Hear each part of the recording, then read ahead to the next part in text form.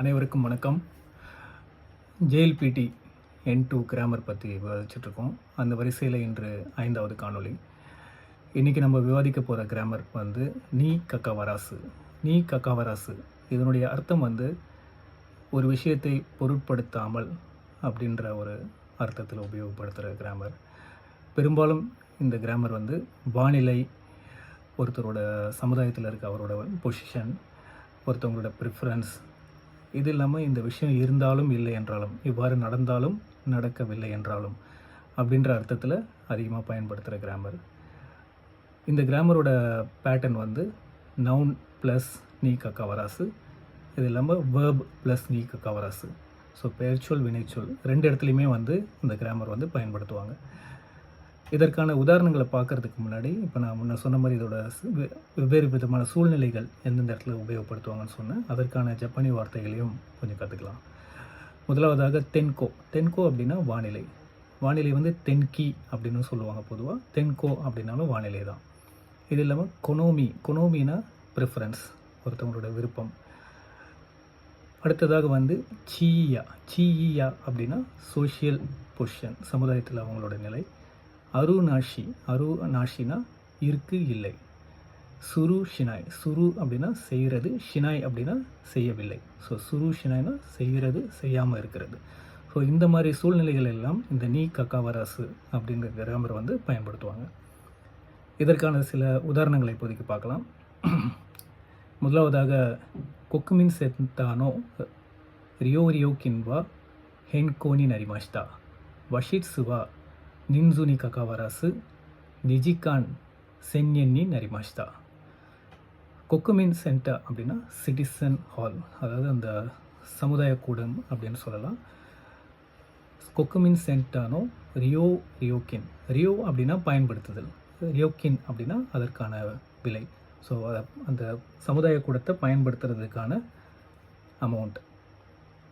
கா ஹென்கோனி நரிமாஷ்டா. ஹென்கோ அப்படின்னா சேஞ்ச் ஆகிருக்குது. ஸோ அந்த யூசேஜ் ஃபீ வந்து சேஞ்ச் ஆகிருக்கு. வஷிட்சுவா. வஷிட்சு அப்படின்னா ஜப்பனீஸ் ஸ்டைல் ரூம். ஷிட்சு அப்படின்னா ரூம், வா அப்படின்னா ஜப்பனீஸ் ஸ்டைல் அப்படின்ற ஒரு அர்த்தத்தில் உபயோகப்படுத்துறது. நின்சூனி கக்காவராசு. இந்த இடத்துல தான் அந்த கிராமர் வந்து பயன்படுத்துகிறாங்க. நின்சு அப்படின்னா ஆட்களோட எண்ணிக்கை. நின் அப்படின்னா ஆட்கள் இல்லை மனிதன் தனியாக வரும்போது. சு அப்படின்னா எண்ணிக்கை. நின்சு அப்படின்னா எவ்வளவு பேர் வந்து உபயோகப்படுத்துகிறாங்க. நீ கக்காவராசு அதை பொருட்படுத்தாமல் நிஜிகான் சென்யன் நீ நரிமாஷ்தா. நிஜிகான்னா 2 மணி நேரம், சென்யன்னா 1000 yen, நீ நரிமாஸ். அடுத்ததாக இரண்டாவது உதாரணம் பார்க்கலாம். சேரு ஹின்னோத்தமே ரியோனி இகானி கக்காவராசு ஹெம்பின்வா ஓகே தெக்கிமாசன். சேரு அப்படின்னா ஒரு ப்ராடக்ட் சேல்ஸ்.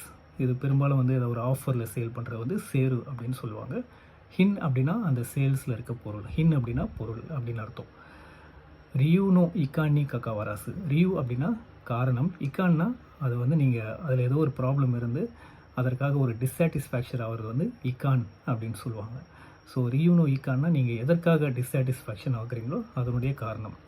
நீ கக்காவராசு அதை பொருட்படுத்தாமல் ஹெம்பின் வா ஓகே தெக்கிமாசேன். ஹென்பின் அப்படின்னா அந்த பொருளை வந்து நீங்கள் திரும்ப கொடுக்கறது. ஹென் அப்படின்னா ரிட்டன், பின் அப்படின்றது முன்னாடி சொன்ன மாதிரி பொருள். வா ஓகே தெக்கிமாசேன். ஓகே அப்படின்னா இந்த பொருளை வந்து திரும்ப பெற்றுக்கொள்வது. தெக்கிமாசேன் அப்படின்னா முடியாது. மூன்றாவது உதாரணம்.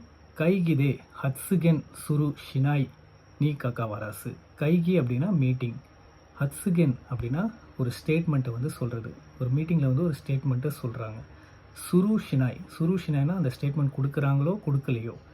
நீ கக்காவராசு அதை பொருட்படுத்தாமல். கைகிதே ஹத்சுகென் சுரு ஷினாய் நீ கக்காவராசு ஜிபுன்னோ இக்கென் வா மொத்தமேத்தே ஒக்குபிக்கிதா. ஜிபுன்னோ இக்கென் அப்படின்னா செல்ஃப். ஜிபுன் அப்படின்னா செல்ஃப். இக்கென் அப்படின்னா உங்களுடைய ஒப்பீனியன். உங்களுடைய ஒப்பீனியனை மொத்தமேத்தே ஒக்குபிக்கிதேஸ். மொத்தமேரு அப்படின்னா சம்மரைஸ் பண்ணுறது. ஸோ அந்த மீட்டிங்கில் அந்த டாப்பிக்கை பற்றி பேசுகிறாங்களோ இல்லையோ அது சம்மந்தமாக உங்களுக்கு ஏதாவது ஒரு ஒப்பீனியன் இருந்தால் அதை கண்டிப்பாக நீங்கள் சொல்லணும் அப்படின்ற மாதிரி ஒரு அர்த்தத்தில் சொல்கிறாங்க. ஒக்கு பெக்கிதா அப்படின்னா கண்டிப்பாக இதை செய்து வைக்க வேண்டும் அப்படின்ற ஒரு அர்த்தம். 4வது உதாரணம் பார்க்கலாம். கோன்காய் நோ ரியோக்கோ வா செய்யூ நீ ககாவராசு ஜிஷிஷிமாஸ். கோன்காய் அப்படின்னா இந்த டைம், ரியோக்கோ அப்படின்னா ட்ராவல், செய்யூ அப்படின்னா மழை பெய்து கொண்டிருப்பது, ரெய்னி, நீ ககாவராசு அதை பொருட்படுத்தாமல், ஜிஷிஷிமாஸ், ஜிஷி அப்படின்னா நான் அதை இம்ப்ளிமெண்ட் பண்ணுவேன். ஸோ கோங்காயினோ ரியோக்கோவா செய்யூ நீ ககாவராசு ஜிஷிஷிமாஸ், அந்த மழையை பொருட்படுத்தாமல் என்னுடைய பயணத்தோட திட்டத்தை நான் செயல்படுத்துவேன் அப்படின்ற அர்த்தத்தில் உபயோகப்படுத்துறது. ஸோ இன்றைக்கி நம்ம பார்த்த கிராமர் நீ ககாவராசு, இதனுடைய அர்த்தம் இதை பொருட்படுத்தாமல் அப்படின்ற ஒரு அர்த்தத்தில் உபயோகப்படுத்துறது. ஸோ நீங்களும் இந்த கிராமரை பயன்படுத்தி ஏதாவது ஒரு சொற்றொடரை உருவாக்கி கமெண்ட்டில் தெரிவிக்கலாம். அது சம்மந்தமாக ஏதாவது கேள்விகள் இருந்தாலும் விவாதிக்கலாம். மீண்டும் ஒரு அடுத்த காணொளியில் சந்திப்போம். நன்றி, வணக்கம்.